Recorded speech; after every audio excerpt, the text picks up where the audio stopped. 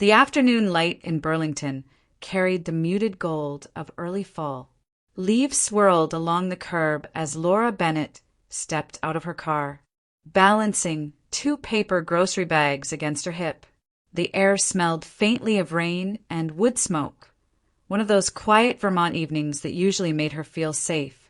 She pushed open the front door, expecting to hear the faint hum of the dishwasher or the television upstairs. Instead, her son was waiting for her in the middle of the living room. Andrew stood perfectly still, hands in his pockets, eyes fixed on the floor before he finally looked up. His face was pale but firm, and when he spoke, his voice carried none of the warmth she'd known since he was a boy. "Mom," he said flatly, "I'm tired of seeing you every day." The words landed with a thud, heavier than the bags slipping from her fingers. Cans rolled across the hardwood floor, one splitting open and spilling tomatoes. Laura froze, her throat tightening as if the air had turned to ice. "What did you just say?" Her voice was quiet, but it trembled. Andrew didn't flinch. "Aaron and I need space. You're always here, always around. We can't live like this anymore." The silence that followed felt endless. Outside, a car passed by, its engine fading down the street. Inside, Laura could hear only the pounding of her own heartbeat, echoing in her ears like the ticking of a clock. "This house," she managed to say at last, "is mine. I bought it. I paid for everything so you'd have a good start." Andrew sighed, impatient. "We know that, Mom. But it doesn't change how we feel. Aaron's been uncomfortable for months. You said this would be temporary, remember? Maybe it's time you find a place of your own." Each word carved its way through her like a blade. The home she'd filled with birthdays, holidays, laughter, the same walls that held Andrew's first drawing and his father's old tools, suddenly felt foreign, stripped of belonging. For the first time in her life, she felt like an intruder in the very place she'd built. Laura didn't cry. Her eyes stung, but no tears came. She stared at her son for a long moment, seeing not the child she raised but a stranger who wanted her gone. Then she drew in a slow breath and simply said, "All right, Andrew." He blinked, as if surprised by her calmness. Maybe he expected her to plead, to argue. But she didn't. She turned, picked up one unbroken can, set it back in the bag, and walked toward her room without another word. Behind the closed door, she leaned against the wall, the cold plaster pressing into her spine. The house creaked around her, settling into silence. Her hands were shaking, and for a moment she thought she might collapse. The light outside had faded to gray, and shadows crawled across the carpet. She thought of the day she'd handed him the keys to this house, how he'd hugged her and promised, "You'll always have a place here, Mom." Now those words felt like a cruel echo. Hours passed before she finally rose, changed into her nightrobe, and sat on the edge of the bed. Somewhere downstairs, she heard Andrew's voice again, low, relaxed, almost cheerful. He was talking to Aaron on the phone. That tone, the easy laughter, the relief, it told her everything she needed to know. This wasn't a heat-of-the-moment argument. It was planned. They had talked about it, decided together that she no longer fit in their lives. Laura sat very still, listening to the muffled sound of her son's voice fading down the hall. Something inside her settled, not broken but hardened. The shock was beginning to crystallize into clarity. If they wanted her gone, she thought she would go, but not in the way they expected. The morning sky over Burlington was a dull wash of gray, the kind that muted every sound and made the air feel heavy. Laura sat by the kitchen window, the steam from her untouched coffee curling faintly into the cold air. She stared outside at the quiet street, watching the maple leaves fall one by one onto the wet pavement. It was as if the entire town had slowed down to mirror the stillness inside her. Sleep hadn't come easily the night before. Each time she closed her eyes, she heard Andrew's voice again, sharp, decisive, and entirely devoid of affection. "Mom, I'm tired of seeing you every day. The words still echoed through the house like a draft through an empty hallway. Her mind wandered back through the years to the day she bought this home. It had been modest then, a single-story colonial that needed more repairs than she could afford. But she'd seen potential in it. She remembered Andrew, barely 20 at the time, promising, "We'll fix it together, Mom." She had poured her savings into the down payment, taken extra shifts as an accountant, even used part of her late husband's insurance money to help Andrew pay his college tuition. Every sacrifice was made in the name of family, in the belief that love would return what money could not. Now, staring at the gray clouds pressing against the window pane, she understood how wrong she'd been. Love, when met with entitlement, only turned into debt, and she was done paying.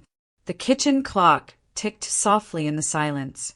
Laura reached for her phone and scrolled through the contacts until she found one name that hadn't changed in decades: Pat Sullivan. Pat had been her neighbor when Andrew was in grade school, the kind of friend who never forgot a birthday and always brought pie on Thanksgiving. When Pat answered, her voice carried that familiar warmth. "Laura? You sound off. What happened?" Laura hesitated for a moment, then let the truth fall out. "Andrew asked me to move out. He said, I'm in their way." There was a pause on the other end, followed by a sharp inhale. "He what? That's your house, Laura. You bought it." "I know," Laura said quietly, "but I'm not going to beg for a place in my own home." Pat's tone shifted from outrage to focus. "All right, then we do this smart. You said the house is still under your name, right?" "Yes. Title's clean. No joint ownership." "Then you sell it, quietly, on your terms." Laura blinked. "Sell it?" "Yes," Pat insisted. "I know a real estate agent, Paul Henderson. Discreet. Handles private sales, cash buyers, no public listings. You'd have the money, and they'd have nothing to stand on. It's the only way to cut them off before they try something worse." For a long moment, Laura said nothing. She traced the rim of her mug, thinking of the photos on the living room wall, the smell of Aaron's perfume in the hallway, the sound of her son's laughter. Every piece of that life had already been taken from her. Selling the house wouldn't destroy a home. It would reclaim what was left of her dignity. "All right," she said finally. "Set it up." That afternoon, they met at a small cafe near the old bus station. The place was nearly empty, save for the sound of espresso machines and soft jazz. Pat came in with a folder tucked under her arm and eyes that burned with quiet determination. "Paul can meet you tomorrow," she said. "He's handled deals like this before, private listings, fast closings. You tell him exactly what you want, and he'll make it happen. No leaks, no delays." Laura nodded. "Sell fast. Sell quiet." The phrase lingered between them like an oath. As the daylight faded outside, the cafe lights reflected in Laura's cup, tiny ripples of gold trembling on the surface of her coffee. She stared at them for a long time, her expression calm, almost serene. Inside her, something was shifting. The hurt hadn't disappeared, but it had found purpose. This wasn't revenge born of anger. It was the still, deliberate kind that moved without noise. And as she took a slow sip, Laura Bennett began her plan in silence. A week later, Burlington was bathed in the amber tones of late autumn. The trees had begun to thin, their branches stark against the pale sky. Laura parked her car outside a small brick office on Maple Street, her breath visible in the chill air. A metal sign by the door read Henderson Realty and Private Estates. She stood for a moment, gathering herself before stepping inside. Paul Henderson was already waiting, mid-50s, calm, with the kind of quiet authority that came from years of handling things other people preferred to keep discreet. He rose as she entered and offered a hand. "Mrs. Bennett," he said, "I understand you're looking for a private transaction." Laura nodded.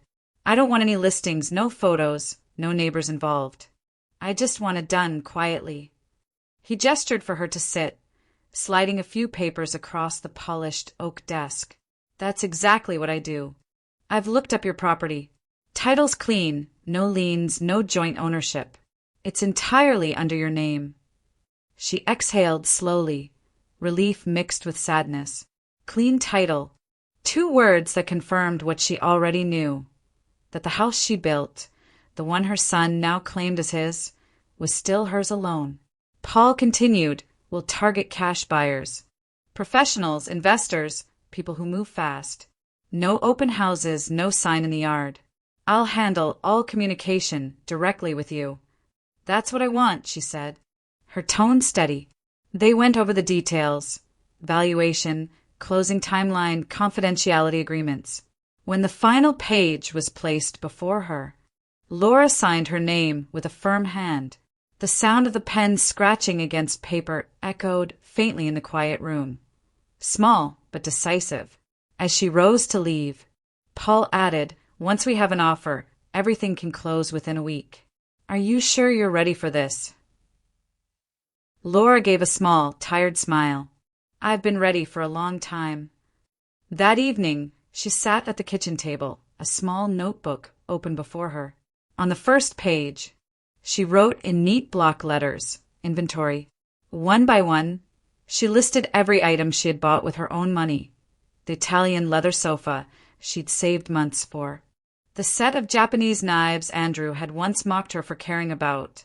The antique lamp she found at a thrift shop after her husband's funeral. Each entry was written carefully, almost ritualistically, as though reclaiming ownership with every stroke of her pen. Down the hall, she could hear Erin humming to herself in the guest bathroom, the sound sharp and grating in the quiet house. Laura didn't flinch. She wrote faster, her handwriting tightening. By the time she finished, the list filled 4 pages. She tore it out, folded it, and slipped it into her purse. 2 days later, Paul called. "I have someone who wants to see the property. Retired couple from Montpelier, cash in hand. They can come this afternoon if you're comfortable." Laura looked around the house. It was spotless, orderly, almost staged already. "Tell them 3 o'clock, she said. When the couple arrived, she greeted them at the door herself. Her voice was calm, professional, not betraying even a hint of personal attachment. She showed them each room, the fireplace, the wide bay window overlooking the garden, the polished kitchen counters. She described the house like a seasoned realtor. The heating system's new, the foundation's been reinforced, and the neighborhood is quiet year-round. The couple listened, impressed. They exchanged a glance, then nodded. "We'll take it," the husband said, full asking cash. Paul extended his hand to Laura. "Congratulations, Mrs. Bennett. I'll have the paperwork ready by Friday." After they left, Laura remained in the living room, staring at the faint imprint where the couch legs had marked the carpet. The air felt oddly lighter, freer. She walked to the window, pulled back the curtain, and watched as the couple's car disappeared down the street. That night, she sat alone by the window, the notebook still open beside her. The wind rattled softly against the glass. In the distance, church bells chimed 7 times, each note clear and distant. Laura whispered to herself, the words steady and deliberate. "If they want me gone, I'll go," she paused, her eyes on the reflection of her face in the glass, but not empty-handed. 2 days later, Laura was standing by the kitchen counter, folding receipts into a neat stack, when her phone buzzed. The name on the screen made her pause. David Rosen, her old attorney. The same one who had handled the house deed years ago after her husband's death. His voice came through firm, but cautious. "Laura, I need to ask, did you authorize your son to file a mortgage application on the house last week?" The words didn't make sense at first. She blinked. "What?" David continued, his tone now edged with concern. "A financial institution in Montpelier just reached out to verify a power of attorney filed under your name. It authorizes Andrew Bennett to use your property as collateral for a personal loan. The signature looks off. I thought I'd better confirm with you before they process it. Laura felt the air leave her chest, slow and sharp. She pressed her hand against the counter, grounding herself.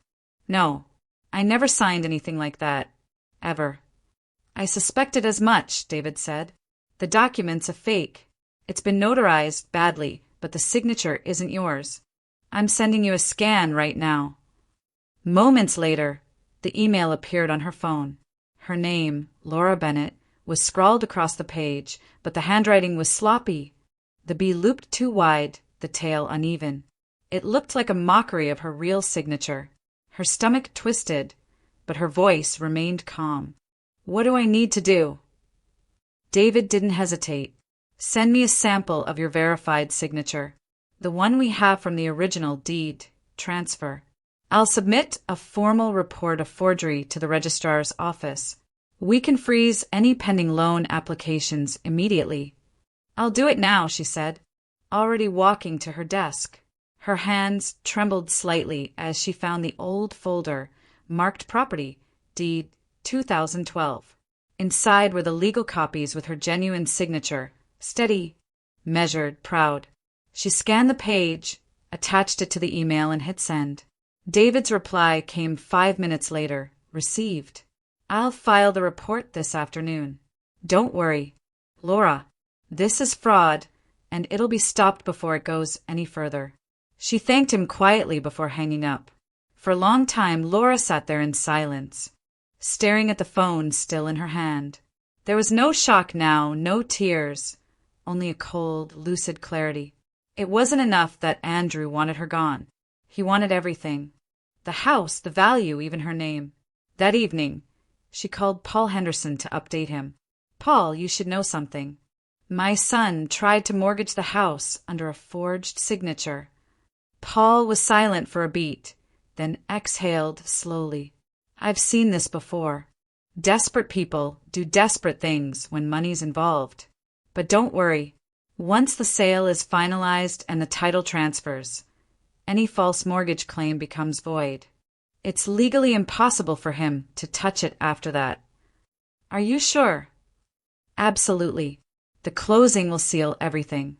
He can shout all he wants, but the law will be on your side. Laura nodded even though he couldn't see her. Good, she said softly. After they hung up, she walked to the living room and looked around. The walls were bare now, most of her pictures already packed away. The house felt different, no longer warm. No longer hers emotionally, but still hers legally. Outside, the wind picked up, scattering the last of the maple leaves across the lawn. She watched them spiral upward before vanishing into the dusk. He forged my name, she whispered to no one. My own son. The realization didn't bring tears this time. It brought resolve. If Andrew thought he could erase her with a pen and a lie, he was about to learn what a real signature could do. The night before the closing felt unnaturally still. The house, once filled with overlapping footsteps and laughter, now echoed only with the muted sounds of cardboard boxes being sealed shut. Laura moved methodically from room to room, sorting through the last of her belongings. The air smelled faintly of dust and lemon cleaner, a scent she had always associated with beginnings, but tonight it felt like an ending. In the bedroom, she folded her husband's old flannel shirt, the one she could never bring herself to throw away. She placed it carefully in the suitcase along with her journal and the silver locket Andrew had given her on his 12th birthday. Most of the other things, decorations, furniture, the framed photos she would leave behind, they had already lost their meaning. The front door creaked open. Aaron's voice cut through the quiet. Remember to babysit Lily tomorrow, she said flatly, as if nothing had happened, as if Laura's entire world hadn't shifted in the last week. Laura turned slowly, resting a box on the hallway table. I'm busy, she said. The words hung in the air like a strange echo. Aaron blinked, caught off guard. It was the first time Laura had ever refused her. For years, she had said yes, yes to cooking, yes to cleaning, yes to babysitting at the last minute. She had said yes even when her body ached from exhaustion. Yes when she felt invisible in her own home. But not tonight, without another word. Erin shrugged and walked away, muttering something under her breath. The door to the guest room shut, leaving the house in silence again. Laura finished taping the last box and carried it to the living room. She sat on the edge of the couch and listened to the rhythmic ticking of the old wall clock, a sound she'd stopped noticing years ago. Now it filled the emptiness like a heartbeat. Every tick marked the passing of one final night under this roof. She looked around the room, the pale wallpaper, the rug worn thin where Andrew used to play with his toy cars, the faint stain near the fireplace from the time she'd spilled coffee during a thunderstorm. It all came back in fragments, as though the house itself was whispering memories she was ready to let go of. On the coffee table sat her leather-bound notebook. She opened it to a clean page, the paper catching the lamplight. Her handwriting, always neat, looked calmer than she felt. She wrote slowly, each letter deliberate. Tomorrow, the house will no longer be mine, or theirs. She paused, staring at the sentence. The ink was still wet. She thought about what it meant, not defeat, but closure. This place had been her life's proof of love and sacrifice, but it had also been a cage built from obligation. Selling it wasn't surrender, it was release. Laura closed the notebook and set it beside her purse. The wind outside had picked up, brushing dry leaves against the window panes. She rose, turned off the lamp, and walked toward her bedroom one last time. As she reached for the light switch, her reflection caught in the dark glass of the hallway mirror. For a brief moment, she saw herself not as the mother who was being cast aside, but as the woman who had finally chosen to stop waiting for gratitude.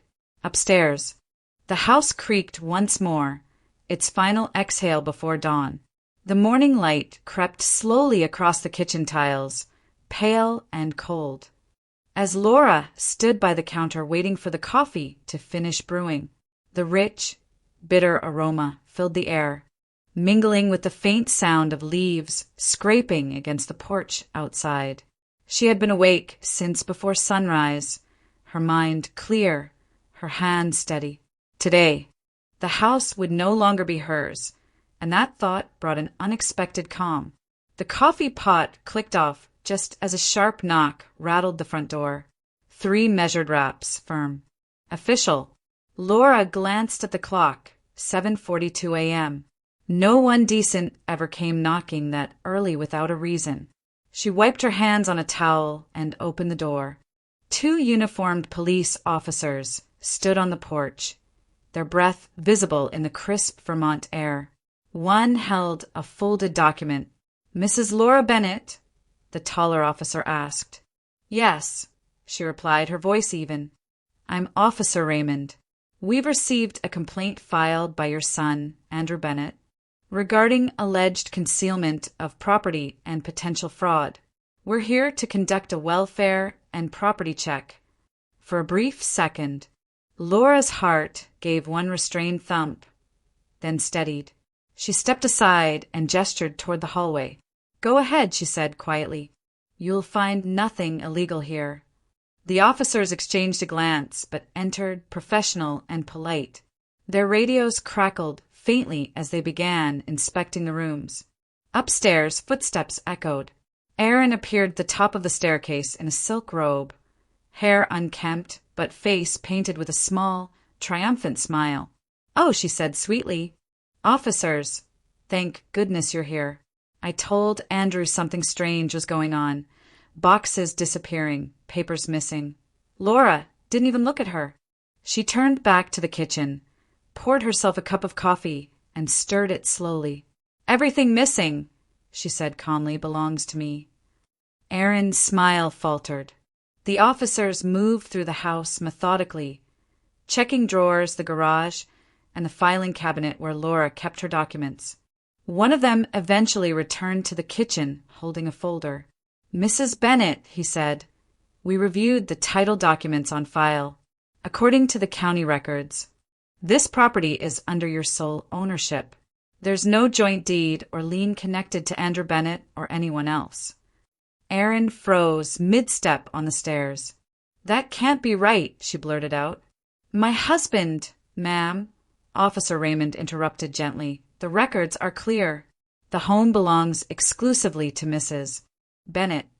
Laura set her coffee cup down and reached for a sealed envelope on the table.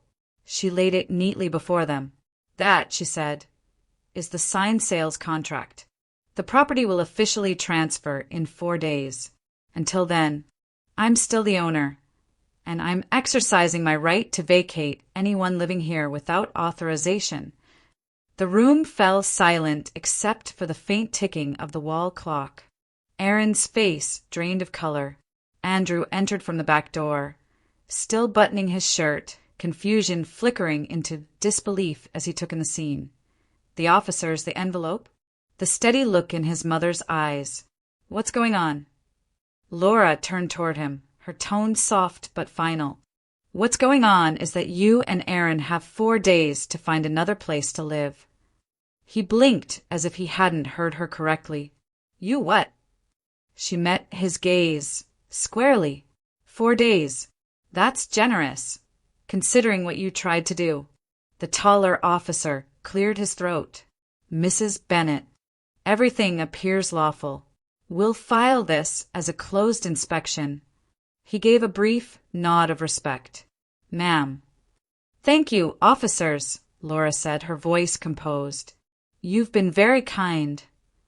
When the door closed behind them, the silence returned.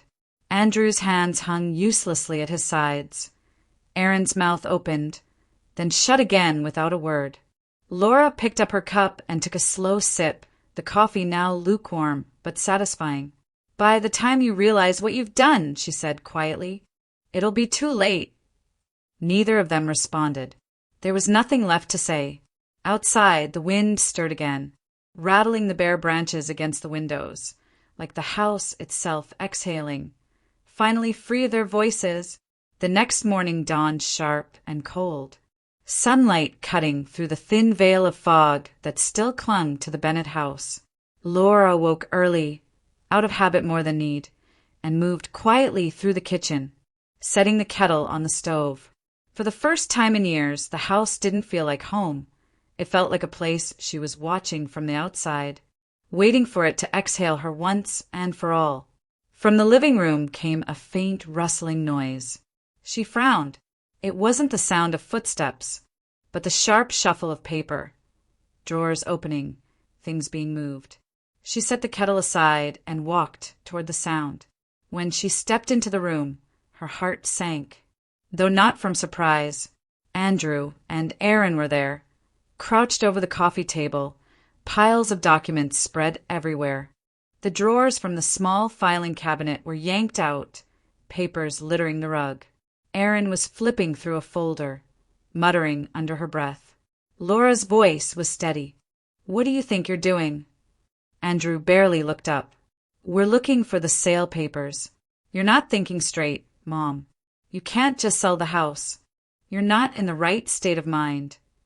Laura crossed her arms, her eyes narrowing. Touch one more thing, and I'll call the police again. Erin straightened, eyes flashing. You wouldn't dare. Try me, Laura said, her tone low, each word perfectly clear. The tension in the room was thick enough to taste. Andrew stood, face flushed. You're being unreasonable. We're just trying to protect the family's assets. You're acting like a stranger. Laura let out a short, humorless laugh. Protect the family's assets? You forged my signature to steal them. Andrew's jaw tightened, but he didn't deny it. Erin stepped closer, her voice rising. You've lost perspective, Laura. Everything you've done, everything you're doing, it's selfish. You don't care about family anymore. Laura turned slowly to face her, the morning light catching the faint silver in her hair. Her eyes were calm, unshaken. After 30 years of sacrifice, she said quietly, this is the first time I'm thinking about myself. The words hit like the crack of ice breaking. Aaron's mouth opened, then closed again. Andrew's face softened for a second, but pride quickly overrode whatever guilt flickered there. Laura walked past them and began gathering the scattered papers from the floor. Not frantically, not angrily, but with deliberate composure. "You've got 4 days left here," she said. "After that, the new owners move in." Andrew's voice trembled with anger. "You can't just throw us out." "I'm not throwing you out," she said without looking up. "The law is. You had 4 years to treat me like family. I'm giving you 4 days to act like adults." Aaron scoffed, her tone dripping with disbelief. "You'd really have the police drag your own son out?" Laura straightened, the folder in her hand now closed. "If I have to, yes. And this time, I'll stand on the right side of the law." The room went silent. The only sound was the ticking clock in the hallway, each second a reminder of how little time they had left. Andrew looked away first, muttering something under his breath as he kicked at the papers on the floor. Aaron stormed upstairs, the slam of the door echoing through the house. Laura stayed where she was, breathing in the still air. The light had shifted now, cleaner, brighter, falling across the table and the open boxes stacked near the window. She placed the documents back into their folder and pressed her hand against it, feeling the faint texture of the paper beneath her fingertips. There was no shaking, no hesitation. In 4 days, she would walk out of this house for the last time, but this morning, for the first time in decades. She wasn't afraid to take up space in her own life. By late afternoon, the light had begun to thin, turning the front yard into a wash of gray and gold. Laura was finishing a phone call with her lawyer when another call came through. Her neighbor, Mrs. Carter, breathless and urgent. "Laura, I just saw a moving truck outside your house," she said. "They're loading furniture, your furniture. Aaron's out there giving orders." Laura's stomach went cold. "Are you sure?" "As sure as I'm standing here. It's your dining set. Your boxes, the ones with your handwriting on them. I thought you should know." Laura grabbed her coat and keys, heart pounding but movements precise. Within 5 minutes, her car turned onto her own street. The sight that greeted her was almost surreal, a rented white truck idling in the driveway, its back doors open. 2 young men were carrying her boxes, while Aaron stood beside them with a clipboard, barking instructions. Laura parked crookedly at the curb, slammed the door, and strode up the path. Her voice cut through the air, firm and cold. "Put everything down. Right now." The workers froze mid-step. Aaron turned, a thin smile on her face that didn't reach her eyes. "Oh, Laura, thank goodness you're back. We were just helping you move faster, to save you some trouble." Laura stepped closer until she was standing face to face with her daughter-in-law. "You're not touching another thing," she said evenly. Then she pulled out her phone. "And you're going to stay right here while I call the police." Aaron's composure cracked. "Laura, don't be ridiculous. This is a misunderstanding. Then the police can clear it up," Laura said, already dialing. As the operator connected her to dispatch, she raised her phone and began taking photos. The license plate of the truck, the boxes marked with her handwriting, Aaron's face frozen in outrage. The 2 movers hesitated, then began setting the boxes down, muttering apologies. Within minutes, the patrol car arrived. The same officer, Raymond, from the day before stepped out, recognizing her immediately. Mrs. Bennett. Another issue. "Yes," Laura said calmly, showing him the photos. "Unauthorized removal of property from my home. The new owners haven't taken possession yet, and these are my belongings." She, Laura pointed to Aaron, was directing the movers. Raymond turned to Aaron, his expression hardening. "Ma'am, is that true?" Aaron's voice wavered. "We were just helping. She's exaggerating," he held up a hand. "That's enough. Unless Mrs. Bennett authorizes this. You're trespassing. I suggest you step away from the truck." Laura didn't say another word. She simply crossed her arms and watched as Erin fumed, her cheeks red, her eyes darting between the officer and the movers. The men quickly unloaded the last box they'd taken and drove off, tires crunching over fallen leaves. Officer Raymond took Laura's statement, then asked for a copy of the photos for the report. When he was done, he gave her a curt nod. "We'll file this as attempted theft and trespassing. If you want to pursue formal charges, the evidence is strong." Laura thanked him and walked back inside. The house was in disarray, boxes scattered, drawers half open, but her mind was clear. She sat down at the table, the phone still in her hand, and called Paul Henderson and David Rosen. Paul listened quietly as she explained. "Keep everything," he said firmly. "Photos, witness statement, even the neighbor's call log. That's all admissible. They've handed you a case without realizing it." David added, "You could file for a restraining order if they keep pushing. They're building your defense for you." Laura leaned back in her chair, a faint smile tugging at her lips. Outside, the wind picked up again, carrying the last leaves off the trees. "Let them keep digging their own hole," she said softly. For the first time in weeks, her voice carried not pain but control. The next morning, frost clung to the edges of the window panes, and a faint mist rolled across the neighborhood. Laura was finishing her second cup of coffee when her phone buzzed, a call from David Rosen. His tone was brisk, clipped, and unmistakably grave. "Laura, I just received something through the court system. Your son filed a petition claiming you're mentally incompetent. He attached a medical evaluation stating you're unfit to handle your finances." Laura's hand tightened around the mug. "He what?" "It gets worse," David continued. "The evaluation is from a clinic in Rutland that doesn't exist. The doctor's name, Dr. L. Garner, is legitimate, but the clinic's address leads to an abandoned building. The signature on the form doesn't match Dr. Garner's official one. It's a forgery, Laura." For a moment, the room went very quiet. The refrigerator hummed softly in the background. "He forged a medical report," she said slowly, more to herself than to him. "My own son." "Yes," David replied, "but that gives us something powerful. Fraud in a legal petition carries serious penalties. We'll prepare a rebuttal and request an investigation. I'll need your current medical documentation, anything from your real physician verifying your health and cognitive status." Laura didn't hesitate. "I can get that today." After hanging up, she put on her coat and drove straight to St. Joseph Medical Center, where she'd been seeing her family doctor for over a decade. The receptionist looked up as she entered, smiling warmly. "Mrs. Bennett, Dr. Hale is in today. Do you need an appointment?" Laura explained briefly, her voice calm but steely. Within the hour, she was sitting across from Dr. Catherine Hale, a woman in her late 40s with kind eyes and a firm sense of justice.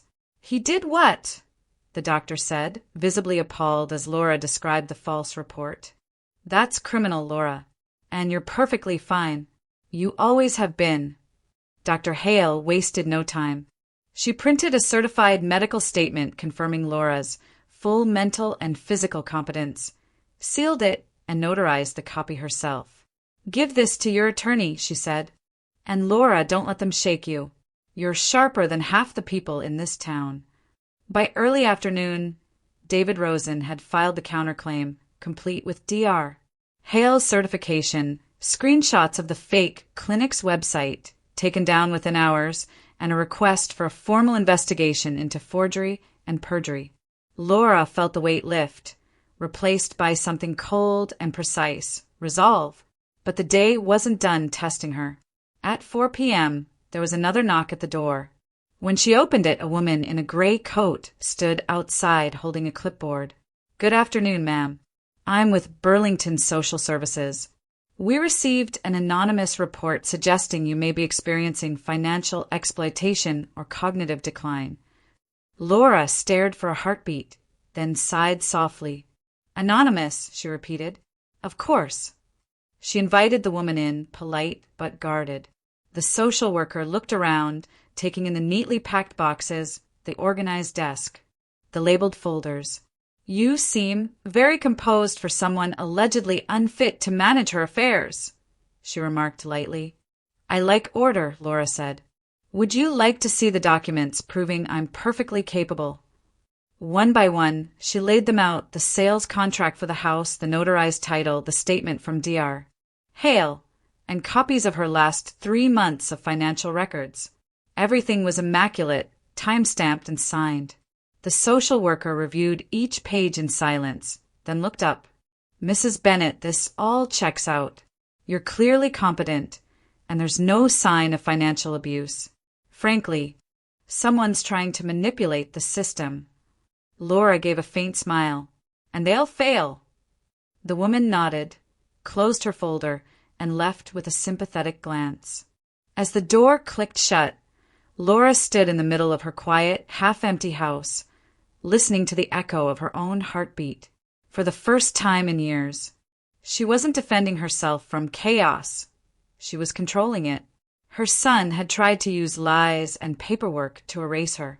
But paper, she thought, cuts both ways. 2 days later, the air outside was sharp enough to sting. Frost coated the garden fence, and the trees along the driveway stood bare against a steel-gray sky. Laura stood by the window, hands wrapped around a cup of coffee gone cold. The phone rang. It was Paul Henderson. "The buyers are ready," he said. "They want to move up the closing. Can we finalize today?" Laura didn't hesitate. "Yes, let's do it."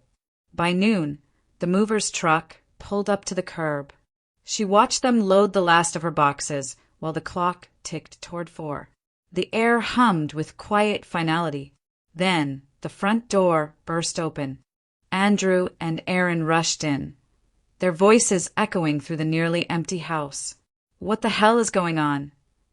Andrew shouted. "You said we had 2 days." Laura turned from the window, calm and composed. "The plan changed," she said evenly. "As of 4 p.m., this isn't your home anymore." Aaron's face twisted in disbelief. "You can't just—" But before she could finish, a silver sedan pulled into the driveway. Out stepped a man in a suit, clutching a folder, their lawyer. He walked in without knocking, his voice raised with false authority. "We're here to present an injunction to delay the sale until these matters are clarified." He opened the folder dramatically, showing off a court document with a stamp that looked suspiciously new. Laura didn't flinch. She simply dialed a number on her phone. "David," she said when her attorney answered. "They just arrived with a supposed injunction. Can you verify?" David Rosen's voice came through, calm and controlled. "Hold them for 10 minutes. I'm calling the clerk's office now." The lawyer smirked. "This is official, Mrs. Bennett. The sale can't proceed under—" David's voice interrupted him, loud enough to carry through the speaker. "Tell him the order number he's quoting was never filed. It's a fake. I just confirmed it with the court." The color drained from the man's face. Aaron grabbed his arm, whispering urgently, but David continued, his tone like a hammer striking steel. "You have 10 seconds to leave that property before I contact the Burlington Bar Association for fraud and unauthorized practice." The lawyer turned and walked out without another word. Andrew's shoulders slumped, the fight gone from his posture. Aaron glared at Laura, her voice trembling with fury. "You'll regret this." Laura's reply was soft, almost gentle. "I already did. Years ago." By 4 o'clock, the sale was finalized. Laura signed the last document, shook Paul's hand, and closed the door on the only home she'd known for decades. Pat Sullivan was waiting outside with her car, a thermos of hot tea sitting in the passenger seat. "Ready?" Pat asked quietly. Laura took one last look at the house, the windows she had washed every spring, the porch where she'd taught Andrew to ride his bike. There was no sadness left, only a faint, steady peace. "Let's go," she said.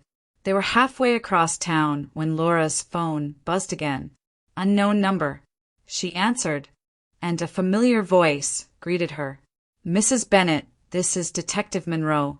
I'm afraid your son has filed a new complaint. He's accusing you of theft. Laura's tone was calm. Of course he is. I'll come down to the station. At the precinct, she laid out her folder. Invoices, receipts, photographs, proof of purchase. The detective reviewed each page methodically. After 10 minutes, he leaned back, rubbing his chin. Everything here checks out. The items he listed belong to you. There are no grounds for charges. Laura smiled faintly. I thought so. Monroe closed the file, then gave her a long, measured look. If it's any consolation, Mrs. Bennett, not many people handle this kind of situation with your composure. She nodded, then stood. Composure's all I have left, but it's enough. Outside, the sky was dimming into winter twilight. She buttoned her coat and stepped out into the cold, her breath forming clouds in the air. The snow on the sidewalk crunched softly beneath her boots. An hour later, Laura was sitting in her new apartment, a modest place overlooking Lake Champlain. The view stretched endlessly, the water glinting under the fading sun. The boxes were still stacked, unopened, but she didn't mind. She sat at her desk, opened her journal to a clean page, and began to write. Day 1 of my new life. This time it belongs to me. She put the pen down, closed the book, and looked out toward the lake. The reflection of the winter light shimmered across the water, quiet and resolute, like her.